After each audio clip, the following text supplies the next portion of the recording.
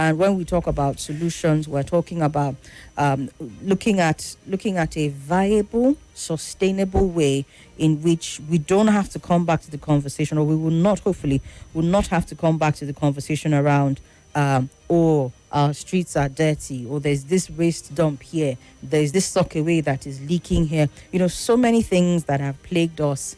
And I made reference last week to the fact that this conversation did not just start this year. Yeah. It did not just start today. As a matter of fact, an initiative was set up by the mayor of what's happening in Abuja as far back as the only mayor in Africa. 2021. The only one. Every other one is a counterfeit. We talked about the fact that an initiative was brought about or started. They were everything from collaborations with well-meaning Nigerians, people who said, look, I need to take responsibility for my part of the FCT. I'm not going to wait.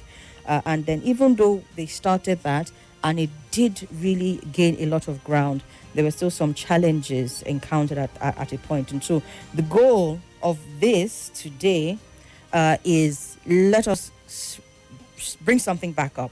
But this time around, hopefully, with the right kind of partnerships, with the right kind of conversations going on, we will be able to sustain the movement. As a certain young man on social media says, I don't know how he started, Scotty Guma, the one that has terrorized a particular real estate company, so much so, he ends it with, it is not a something, it's a movement. So we want this to become a movement. They've arrested him. I think they released him again.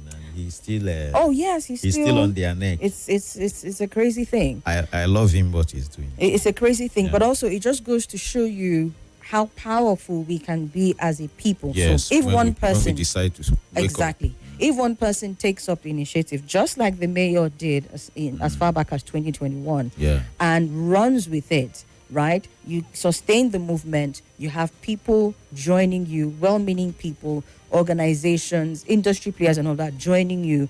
Then it can become such a movement, such a force that the people who were sleeping on top of the matter will wake up by force, right? So speaking about the mayor, let's make welcome. He's a special guest for this morning. Yes, sir. Fortune Agula Musa. Boss, good morning, sir. Good morning, Somi. Good to be here with you guys. I'm so sorry I can't make it to the studio. It's okay. We understand. Good morning, sir. Mazi Destiny Anthony is here. Yeah. Mazi himself. I greet you specially.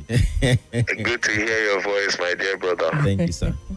All right. Fortune is here, and he's going to be sharing some insight with us. First of all, what it was like when he started this movement that we are going to revive and pour plenty water on, let it breathe, as far back as 2021, how it was. And then if we are to revive this, what are the key kinds of conversations that we're supposed to be having? Who are the people we're supposed to be talking to? Because whether we like it or not, we cannot continue to complain. That's my philosophy. Is there's only so long. How do they speak the English? You can only complain for so long. After a while, it becomes a question of what then can be done. And I know last week, Fortune, we've been talking about this for the past 2 weeks, and I remember one of the first suggestions that came about was, I think we had one of the elders on. Then he says we need to go back to environmental sanitation, compulsory environmental sanitation days. Yeah. Yes, and such things, very laudable initiative. But again, the conversation is around sustainability, and we're looking at the entire value chain, because even on days like environmental sanitation, or the days when the clean up Abuja initiative, like you had running, would come about, there were still some sort of drawbacks to the entire process. So in terms of sustainability, that's where we're going this morning. But let's hear from you first of all. Some people, there are a lot of people who, of course, were with the station back then, Some people have been with us since we began. But there are people who are new, so they might not even know what I'm talking about when I say the mayor and what he did with clean up Abuja. But let's hear from you, the entire story behind it and where we are right now and how we can bring it back.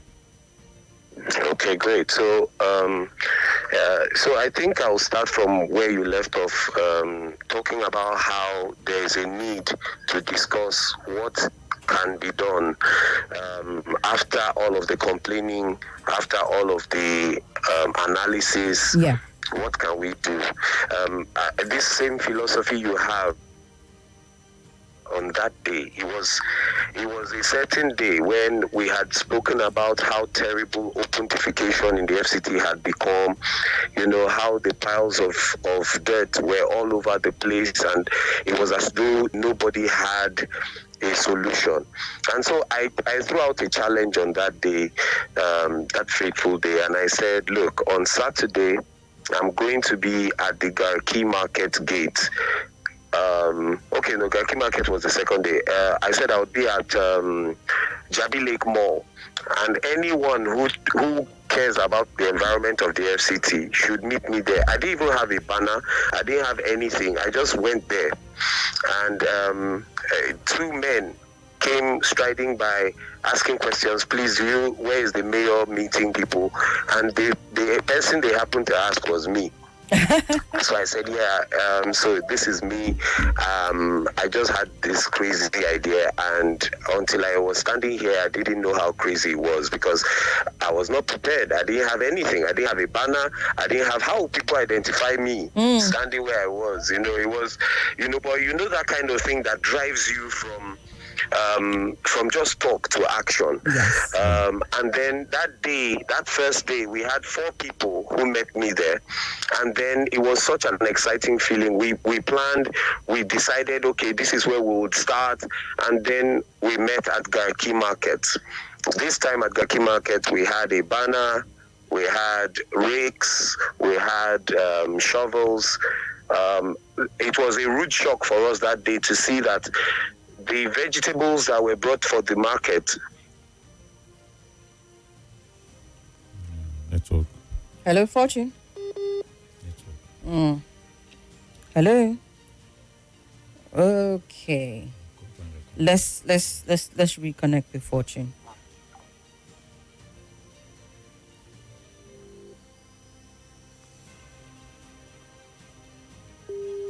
Okay, we're going to try and see if we can reconnect with him.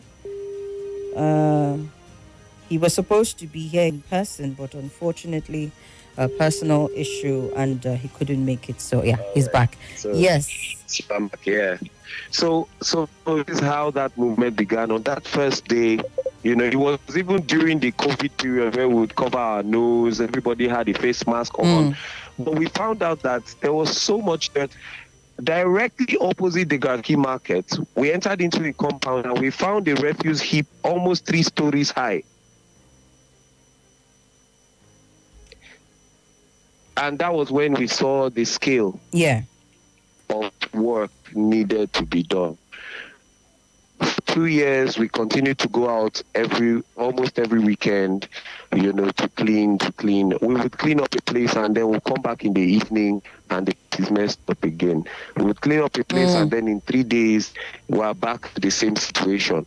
And what we found out, because in going out again now, we are going out now with experience. Yes. Not just with passion, not just with enthusiasm. Yes. We understand what the problem is now, and the fact that anywhere we gather our whatever we clean up, we don't have where to take it to.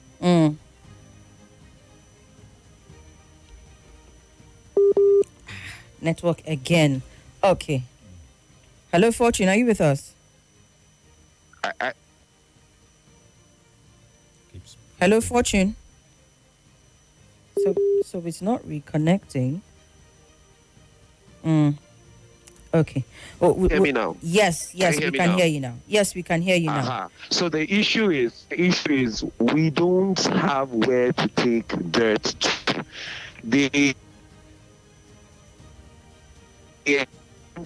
waste on a daily basis. They still dump with dumping system in the outskirts of. We're still so what I see as this problem that they are relocating waste. We are not dealing with it. So we dump it. If you go to Kubwa, phase 3, people dump their waste directly into that water canal that runs through Kubwa. From Federal Housing, that phase 3 area, there's a water canal. That's where they throw their dirt into. So there was a time where there was a small tree that grew under a bridge in phase 3, and it was blocking some of the dirt that was coming. And you could see the dirt was almost as high as the bridge. I'm talking about solid waste now.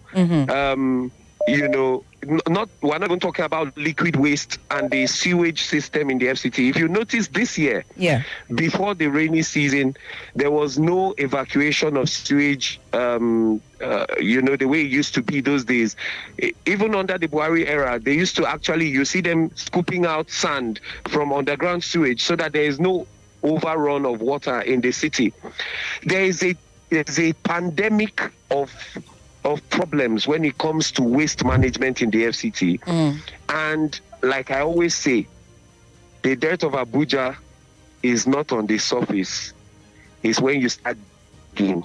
In front of Wuse Market, for instance, there is the road divider in between. There's supposed to be a ditch on that. The day we dug that place, we went to Wuse Market to clean. The day we dug that place, it took us almost 4 hours to go from the top of the road to the place where the actual sewage was supposed to be. We met wildlife. We met living things. A whole colony of rats living under the surface. And it was inside, how plastic.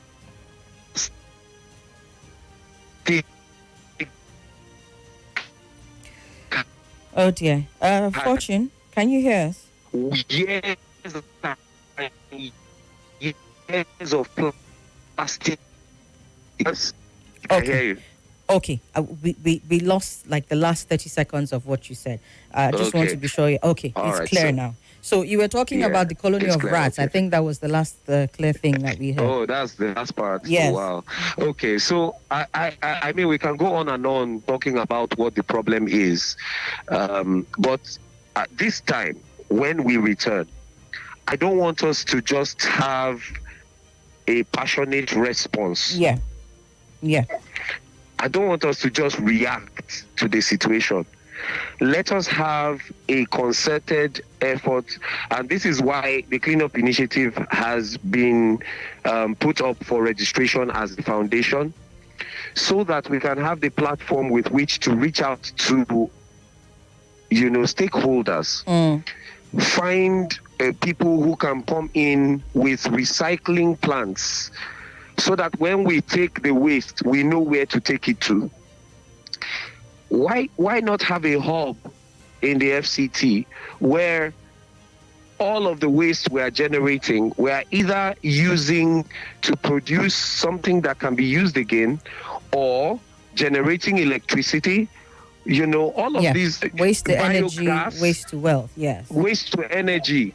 So rather than just gather people for an activity, I think that it should be taken to a place where solutions are more sustainable. Great. And so, the process of registering the foundation is already on. Our trustees, we've spoken to our trustees and all of that, and action is being taken. It is just so coincidental that, you called me on that day and said, oh, this is what we've been thinking, and everybody is asking for it. It just tells me that, the time for it has come. Okay. All right, then. Thank you so much, Fortune, for sharing the story of the cleanup initiative that you started off while you were still with us in 2021. I like the fact that, conversations have continued even past that time, and you're looking into the future and how we can do this, and that's why we're having these conversations today. Because when we look at the entire thing about waste, from when it is dumped to what it can become, I think maybe what we haven't really realized as citizens, as individuals, as business people, as stakeholders, is that there is so much more to waste than just packing it up and going to go and dump it somewhere. So we're going to be looking at some of all those things. To the best of my knowledge, some of the most beneficial partnerships for sustainable waste management in Abuja will be seen in public-private partnerships. There is also community-based organizations. There's the informal sector. Academic and research institutions also have a role to play. So imagine that we're able to So imagine that we're able to bring people from all of these areas, right? In a way, the Clean Up Abuja initiative is like a community-based /informal body, and we just need to partner with people who are industry players in these areas. For example, recycling companies, recycling plants, and before we even start looking at the federal government, of course, at some point there will be conversation around the body that is largely responsible for waste management in the FCT. We cannot have a conversation without them. As a matter of fact, I'm aware of some public-private initiatives between the likes of AEPB and one or two other bodies who are in charge of recycling and all. But let's get some additional thoughts from our other elders here in the studio. Honorable Dalhatu Ezekiel Musa walked in while Fortune was on. Good morning, sir. Welcome. Good morning, Somi. How are you doing, sir? I'm good. Thank you. I always like to hear your perspective from the fact that you've worked in public complaints and all of that. We'll get to you in a little bit. Mazi has also been here with us in the studio. So let's get your thoughts on it in terms of how to start this and keep it going. See both of you passing the ball. in terms of how to start this and keep it going, right? Honorable, you were the one that talked about bringing back environmental sanitation. And I had made a comment the other day. I said, okay, there are states where this thing is happening, but they still have a problem in terms of, yes, I mean, the fact that they have the sanitation regularly keeps maybe their immediate environment clean. But Fortune had said something which I think will apply, even if we bring back environmental sanitation without sort of like seeing it to its logical end, which is we will be relocating the debt. The minister is building roads here and there. Somebody will just decide that, okay, I'm going to relocate it from the front of my house to the new bridge that has been built. Because what you have done is you've created a new avenue for him to dump, right? So we're looking at it from the starting point of when the waste is generated to the end point of what that waste can become, so that we don't even need to see it at all. But let's get thoughts from you from your experience. When we talk about bringing it back home, is such that so that we can have a collaborative effort. What is happening now is that the cleaning of the waste or taking away of the waste and whatever activity is left for government, AEBP, and then AEBP now to contractors. And then what's happening is nobody cares, because after all, these people have been paid. They have been paid to do their jobs. Now, while we are advocating for this back to the root kind of cleaning, is such that we will now have a collaborative effort. With just what you said now, assuming we have brought back this sanitation and have brought back the sensitization to every community, to every angwa, to every area, to now see that they need to come out to clean their debts. Government will now just be left with the responsibility of taking this debt away from where they are to the appropriate quota. Not leaving it to the people, okay, you will just dump it and then start moving it. No, once you generate this death, and the community have also played their part in cleaning their aspect of it will now be solely left just for AEPB now. If AEPB will just come to evacuate, yeah. It's easier, and then it gives us more results. But what we do now is AEPP will have to come and clean. Do you get? And then in some cases, some area now evacuate. So the burden, the animosity of the job, check their manpower and all of that.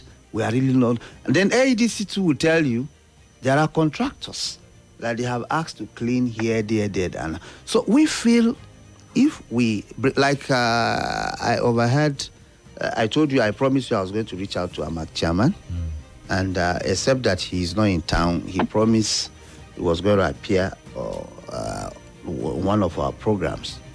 I overheard him saying there is this community called Aleta.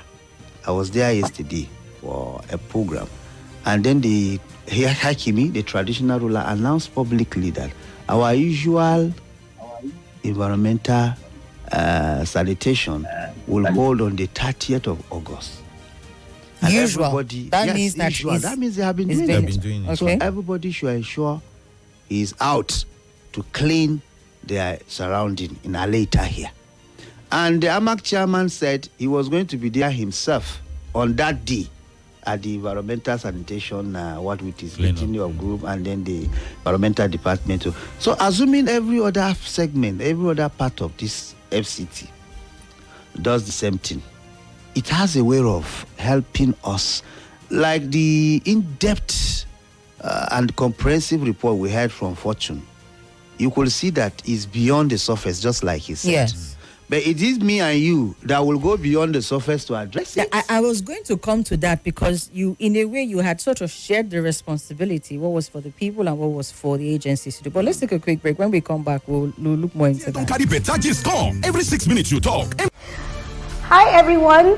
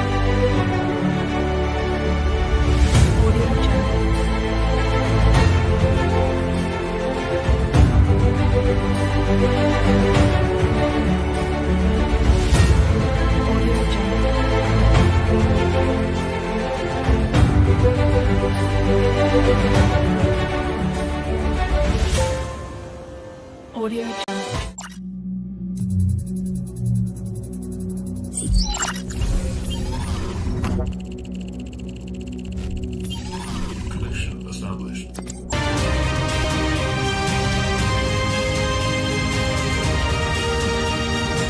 It's still your number one talk station, 95.1 Nigeria Info, and Townhall is in session with our elders in the studio, Mazi, Destiny, Anthony, as well as Honorable Dalhatu Ezekiel Musa.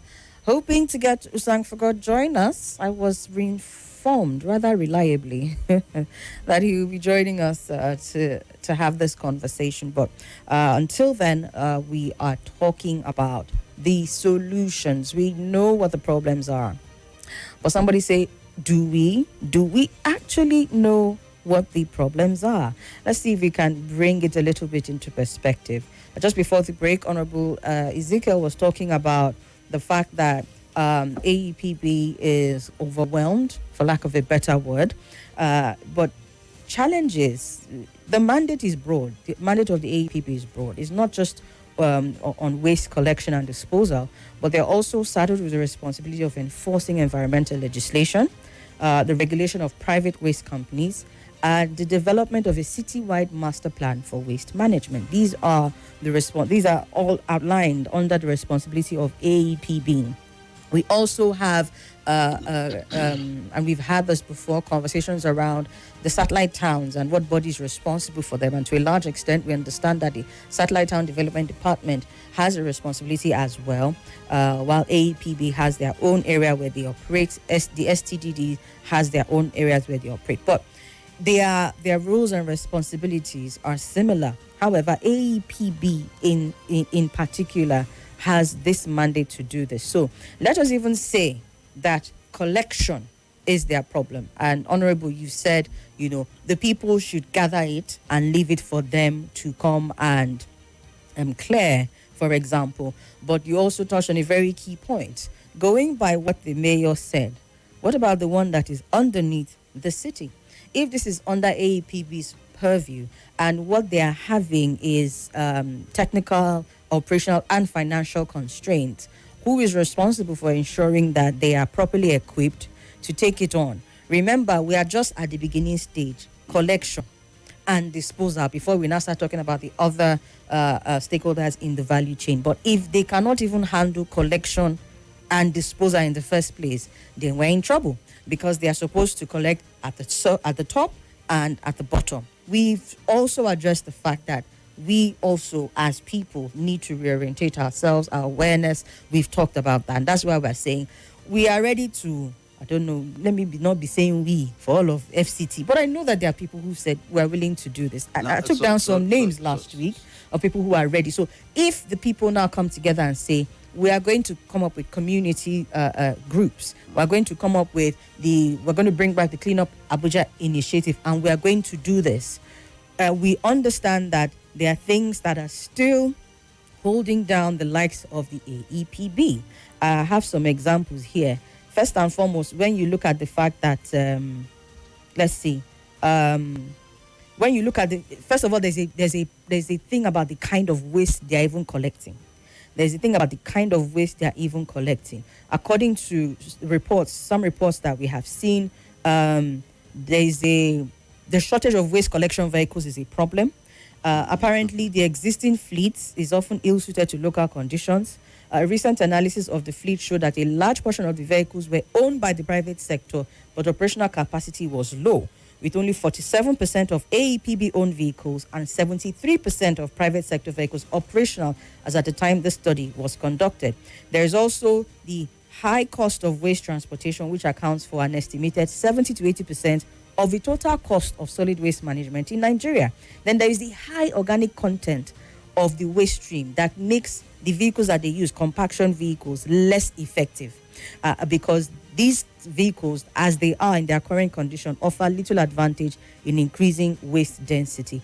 And so it affects the ability to, take as much waste, and so they have to make frequent trips. And of course, these frequent trips translates to higher transportation costs and increases vehicle shortage problem, and it's just a whole vicious cycle. So I come back to you, and then I'll come to Mazi, and then we'll go back to the mayor.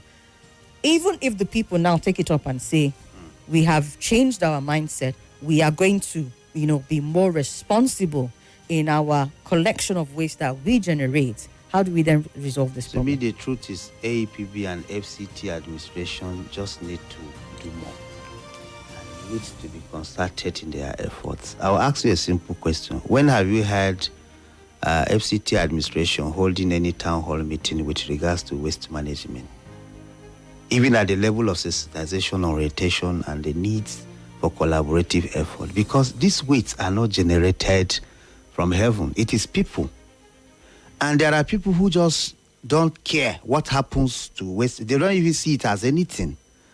So how we see, we need to have an overhaul of what is happening in terms of AEPB, cleaning Abuja and all of that. The approach itself needs to drastically change, because the number of people that are coming into the influx of people coming to Abuja on a daily basis is such that you can't just imagine. And if we are so treating with levity the issue of waste management with this kind of population that is coming in, then it's going to be a surge very soon. We must take things the way it should be. I expect that AEPB, knowing the animosity of the challenge they have in terms of manpower and all of that, should have come up, engaged with the critical stakeholder. The minister should, aside seeing infrastructure development as his key thing, or should also look the way of environmental sanitation. And with the kind of doggedness, commitment he has for other things, I'm sure if he channel it to environmental cleaning and sanitation will be key. Okay. I want to see the minister sitting with the relevant stakeholders and tasking the AEBP to tell him what are the challenges that you have. Just like we see him coming to our security personnel. Is it vehicle? How do we live in FCT? And then just from what you read, the organization is complaining of not having vehicles to evacuate waste in the federal capital city in 21st century. So the way forward, according to you, is the minister, the FCTA, must make concerted efforts. Okay. The way I see it, there will be required pressure groups to make it. Is that how it's supposed to be? Well, that's what we see now. That's what we see now. The last interaction I saw the FCT minister having concerning contractors, even though I'm saying this now very clearly, it is not clear whether contractors in waste were involved, but there was a complaint that he was having that, some of these, some what you see with contractors in most cases is that their contracts are illegally approved, or they are approved without ministerial consent. And so it is possible.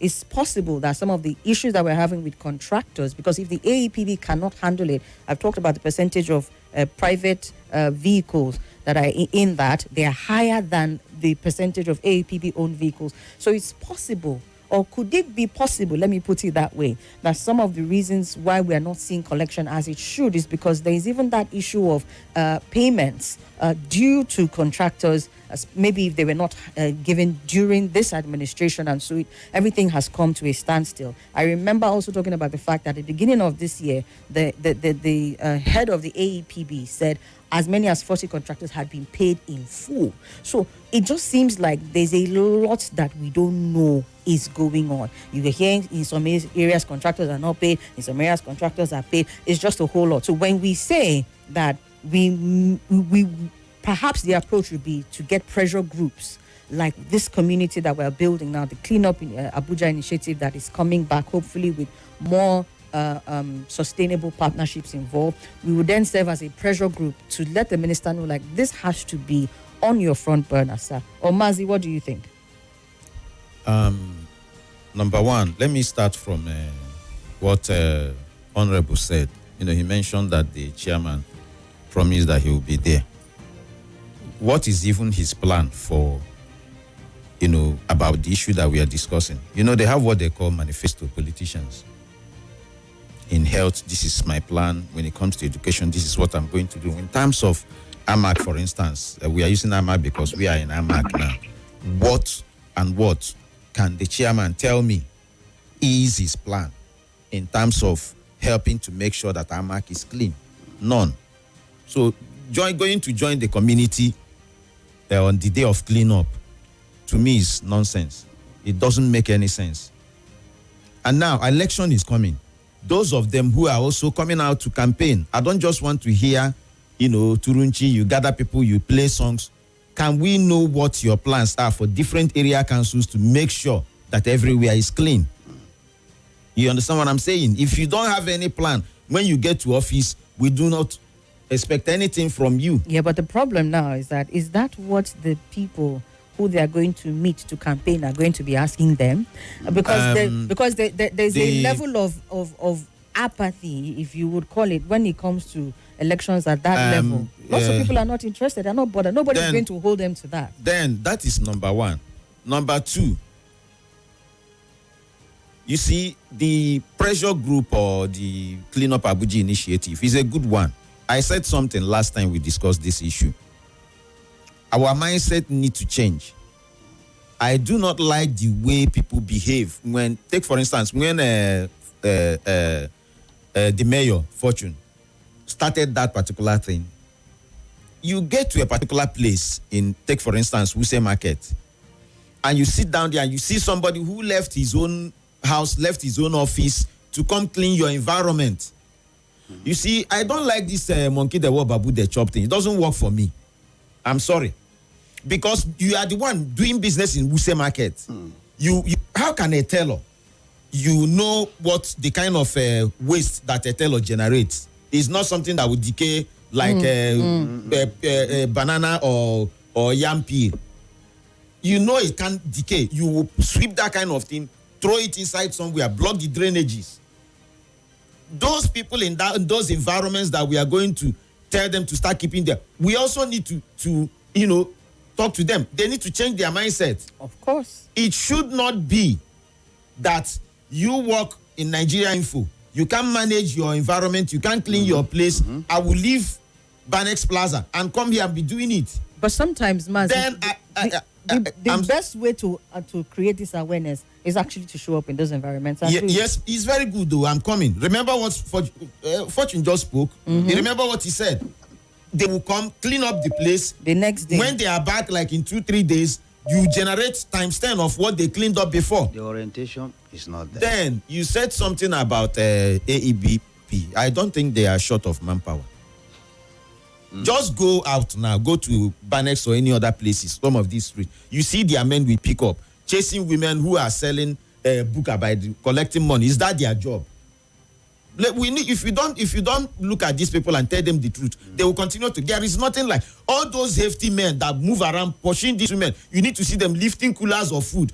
If it is wrong for you to sell by the road, put a law, use police, arrest the person, prosecute the person, send him to jail or let him pay. Why are they moving about carrying coolers of food? We've had cases where is that their job? Clean up, you will pass a dirty environment, you won't do anything. Your concern is somebody who is hawking. And you telling me they are short of this thing. The contractor, they give contractors job to even clean. Most of the contract they gave out is to evacuate the whatever. Yes. In terms of cleaning. And then remember these women who sweep our streets. We also need to talk about that as well. These women are slaves. Remember, I can't remember whether it was you or a Fizi. When I went to interview one of those women, these people you see those women, they are being treated like slaves. How so? What they are being paid. If you close this job tomorrow morning, I don't mind, all of us can go and ask them. Yeah, we can. One of them couldn't, mention her name. I said, no, I will protect your identity. There was a time they did a protest about their pay or something. I saw them, drove to a particular place, parked, then recorded their whatever, what they said. They gave me a particular woman number who is like their head. But none of them could say anything or mention their name or face the camera. You are underpaying them. Okay. You sweep a whole street and you're giving them 20K, less than 20K. And some of them, they come from Maraba. So this is because it's not really about awarding big contract. But most times, this contract that you're talking about is all about people. Okay. What the traditional ruler that you went to his place yesterday, that is what I expect other people to to borrow from. We need to bring this thing back to the community level. Start cleaning up our place. Then when we have a particular place where, if it's that particular community, we are heaping it at so and so primary school, okay, ADC or whatever, come and leave this thing. This vehicle that they are using for evacuation, I don't think that should be what we are using. The one that I mentioned that we had in Aba is easier to move refuse with that kind of thing than these ones. These ones that you see in the street is just to leave those container, those metal container in front of people's houses. They can walk, but those trucks, they can't leave the real refuse, the one that you see in Worcester Market. So you can't continue using something that you are supposed to pick small refuse bin, lift it in that place, go and discharge, and then you want to go where you have a mountain of dirt, and then you think that how many things can that particular truck carry? That truck is supposed to be for environment, like a good area where, so that it doesn't spill on the street or so on. Okay. So you need a bigger stuff to lift those things, probably a payloader. Okay. To help them lift and put in the right vehicle. So me, you see, in overall, right, you can't keep doing the same thing and expecting different results. Exactly, which is why this is what we have been doing over the years. Why can't we change? That's why I say we have to be deliberate and be genuine. Honorable, that's the first step that we are taking today. Whether we like it or not, we have to start from somewhere. We have to start from somewhere. So that's the first step that we are taking today. Let's come back again to Agula. For somebody who has started this and gotten to the point where he stopped. Can you hear me, Fortune? Yes, very clearly. Very clearly. Okay. I'm coming back to you. It's been an interesting conversation. Yes, it has. And just in case you're listening and you need to move around somewhere, just go and follow us on social media. We're streaming live. Go to Facebook at Nigeria Info Abuja, or YouTube, the same as well. I'm getting some messages on our social media platforms, and we'll get to them in a little bit. But Fortune, please, for somebody who has started this thing and at some point it has stopped, we are bringing it, whether we like it or not, we are bringing it back. And I've talked about us being the pressure group. Really and truly, that is what our role is, primarily as citizens. We are the pressure group to hold the people who are in office accountable. So as annoying as it is that we have to be the ones to do this, it is one step in the right direction. I don't think it should be annoying to us. When you take it, for instance, you live in your house, right? And so you assign certain tasks to different people to do different things. Sometimes some of the people that are assigned are either lacking capacity or not taking up the initiative. Will you leave your house to decay because somebody else refused to do something? It's your house. That's the way I see it. And that's why all of these things we're complaining about. These were the things we're complaining about in 2021. Yeah. Yep. They've not changed. They are not going to change because of the system that we run in this country. I was somewhere yesterday and somebody said something very profound. She said, the instrument of government can be the greatest form of intervention that mankind can enjoy.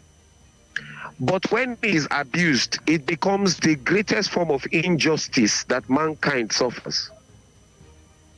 So when we speak about the chairman of AMAC, for instance, hearing about an initiative and deciding to show up, then you begin to look at what the motives are, just like Mazi Destiny said.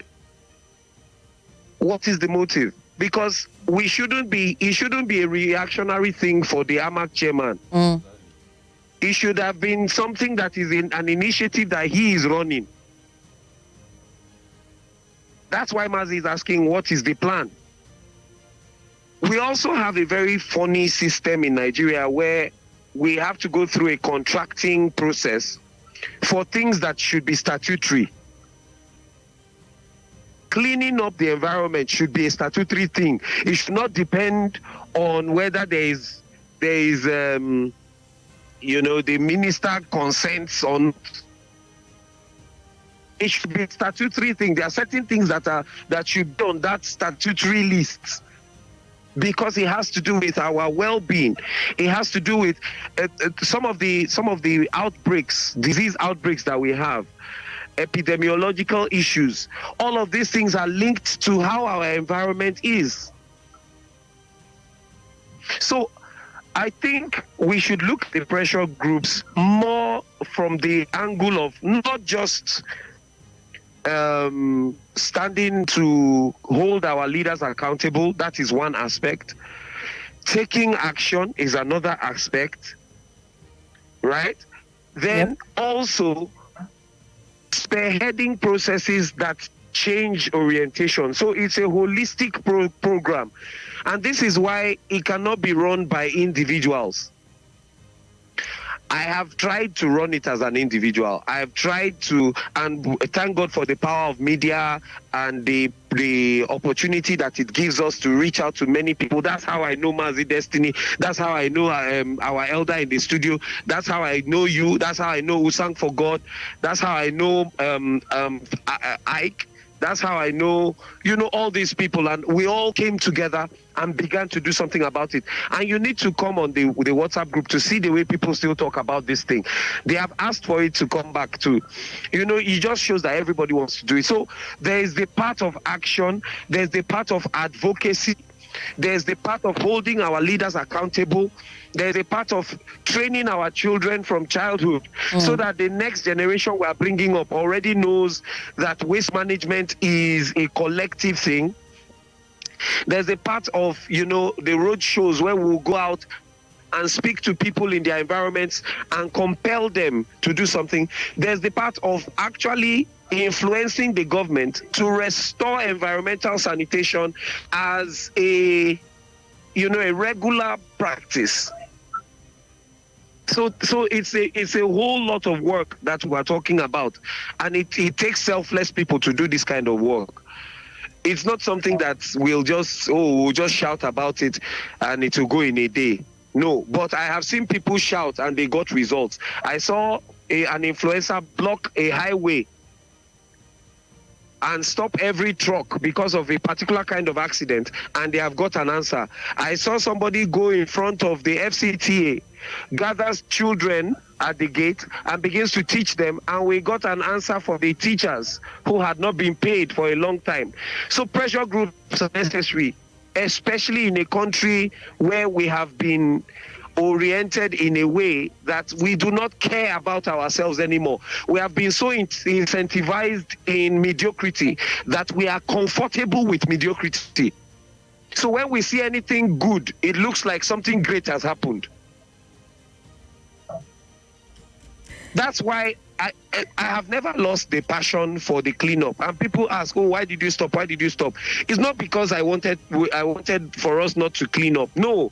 I enjoy it. You need to come out for a cleanup session. Children come with their parents. They are very excited. We are cleaning up stuff. Everybody is happy with it when it happens. But it is frustrating to just see it happen at only one level. All right. So my question to you, that we put structure to it. Yeah. So my question to you, Fortune, will be, what will be the first level of collaboration if we're to put the structure together now? What will be the first level of collaboration that we should be looking to get so that we can start there while we build? What's the first level?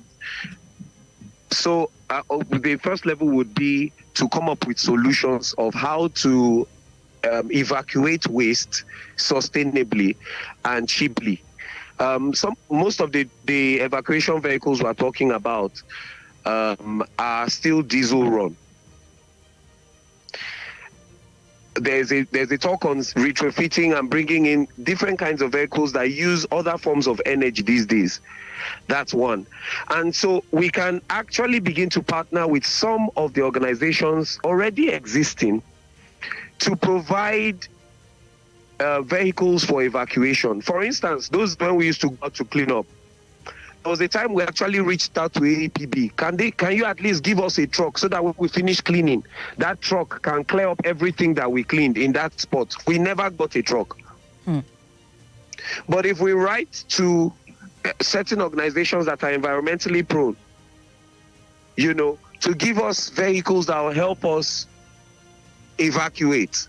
And vehicles are dedicated to the intervention as a support to what the government is already doing. I think that we can make a headway. Okay.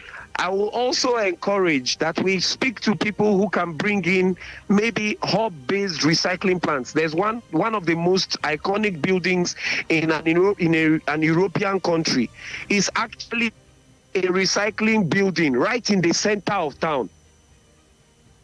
If you look at it from outside, Somi, I'll send you the link for that building. If you look at it from outside, it looks like a landmark building for the city, but it is actually a recycling plant from which they generate energy for the city. Those are the kind of things we should begin to look out for. Okay. Talk to such organizations, bring them in, and then once you have their buy-in, then you can start reaching out to the people who generate the waste in the particular areas. Advocacy taking place in Wuse Market, in Garki Market, in different places around the satellite areas. Yeah. Show them how to separate waste. Separate plastic from paper. Yeah. Separate nylon from bottle. Separation.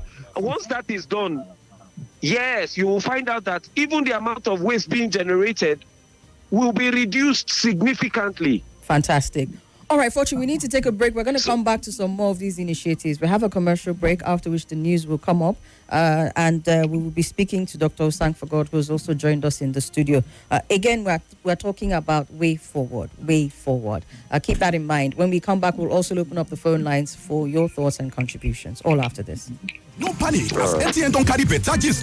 This is Nigeria Info.